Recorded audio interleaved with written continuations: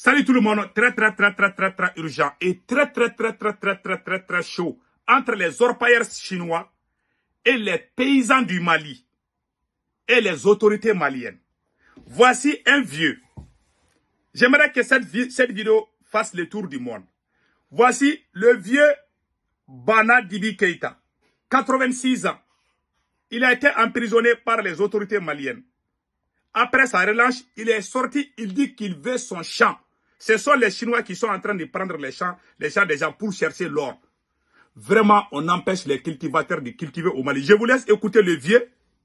On l'avait arrêté, il est sorti. On l'a mélotté, on l'a mis en prison. Un vieil homme de plus de 80 ans. Donc, écoutons les vieux là. Voilà. Voilà.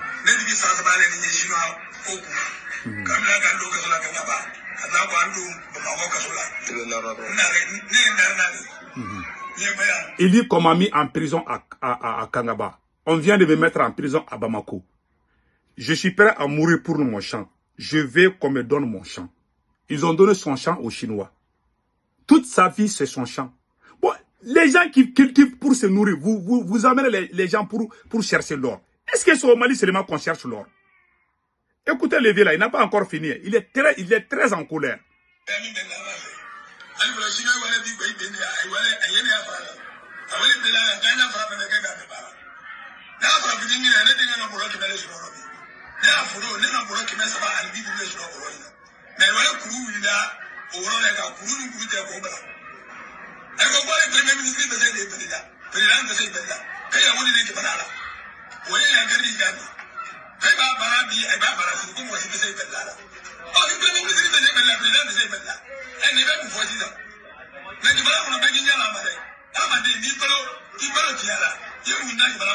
Voilà. Il dit que lui, il a soutenu la transition malienne. Lui, son champ, il peut trouver... Son fils a trouvé 100 sacs de mil. Lui, il a trouvé 300 sacs de riz. Que les autorités maliennes ont donné ça aux Chinois. Lui, qu'est-ce qu'il va faire sans son champ? Il est au village. Sa survie, c'est l'agriculture.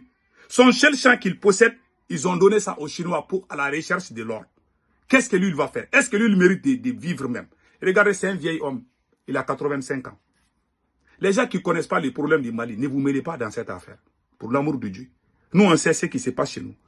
Nous, les Maliens, on sait ce qui est bien pour le Mali.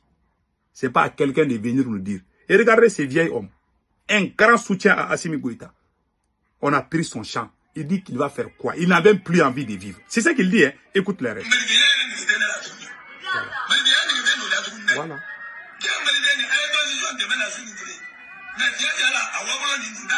Voilà. Voilà. Voilà.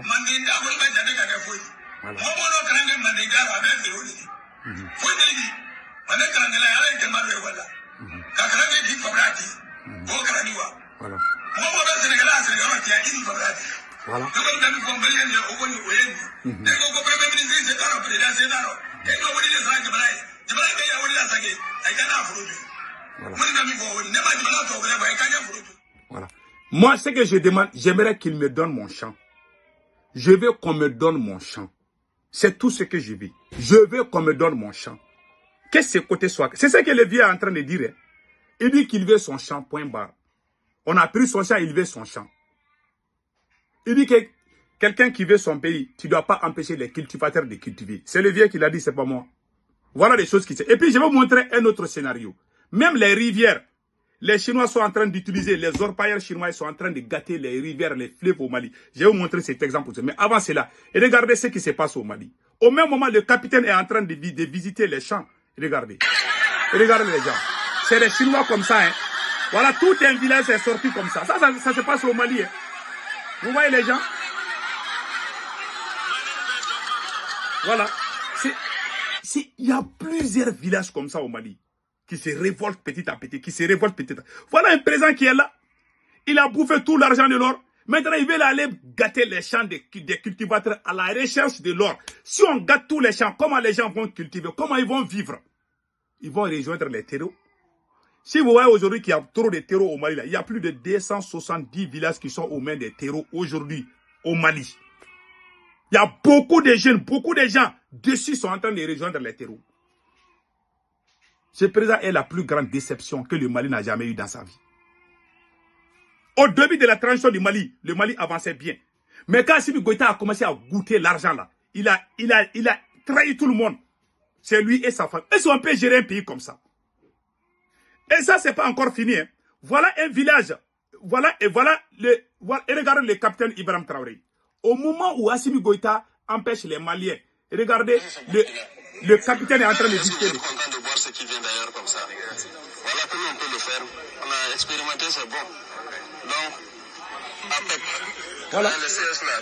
Le capitaine est à côté des paysans pour les encourager à cultiver. Au même moment, Assimi Goïta est en train de gâter les terres des cultivateurs. Et vous voulez que nous, on se lève pour soutenir ces gars-là, ces traîtres-là à la tête du Mali. Voilà un président. Le capitaine est en train d'aider les cultivateurs, achète des tracteurs. Pendant ce temps, notre président continue à rêver des fesses. Vous voulez que nous, on soutient 80% des Maliens n'aiment plus Assimi Goïta. Celui qui veut défendre, il n'a qu'à venir au Mali. Il va nous trouver là-bas. Voilà. Voilà un bon président. Voilà. Le Burkina cultive aloko, le Burkina cultive cacao, le Burkina cultive ananas. Tout ce qu'on peut imaginer. Allez-y au Mali. Ils ont gâté tous les champs. Et je vais vous montrer un exemple palpant. Voilà, même les rivières là, ils ont tout gâté. Je vais vous montrer cet exemple. Dans les villages, les gens commencent à se plaindre partout. Écoutez ce pêcheur, Yacouba. Ça, c'est à Kenyeba comme ça. Hey, Yacouba Konotai. Bibi na nya bozo ga nyamgo e Kenyeba ya. Bo an yo kodon ka sura an fa obi monde ka an yoro wolola an be bolo mondera.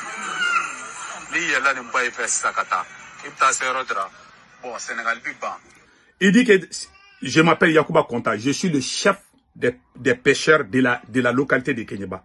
Et regardez cette fleuve, ça va du Mali jusqu'en Guinée. C'est là-bas où ils pêchent. Leurs grands-pères, leurs arrière-grands-pères ont travaillé. Mais aujourd'hui, les Chinois sont venus tout gâter. Écoutez, il va tout dire. Mali, la Guinée. Il y a le fait, tu as condé à 100 fait, à peu près la Guinée, ne va pas donner au moins qu'elle n'importe. Ne pas en faire pour ça ne va moins. Oui, on me t'oblige qu'elle n'a pas quoi là-bas, mais il y a pas sur le stand, une machine de chinois comme machine de dos. T'oblige qu'à connaître, oui, si on va barrière de ben on a quoi, barabika, ça nous quoi, à bas boire. Il dit que la petite rivière là, le maréco là était, la rivière là était bien, vraiment, et ils se promenaient, ils avaient leur pirogue, ils faisaient la pêche, le village était heureux. Mais aujourd'hui, on ne peut même plus. Les villageois se lavaient avec l'eau de la rivière.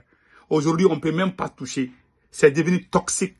Les Chinois, les autorités maliennes ont mis les Chinois là-bas. Ils sont en train de creuser les terres, ils sont en train de détruire les champs, ils sont en train de détruire les rivières. Ça crée même les maladies à cause de l'or. Et l'or qui vient là, les Maliens ne bénéficient même pas de l'or là. Ils partagent ça entre les copines. C'est ce qui se passe au Mali. L'or seulement du Mali peut aider tous les Maliens.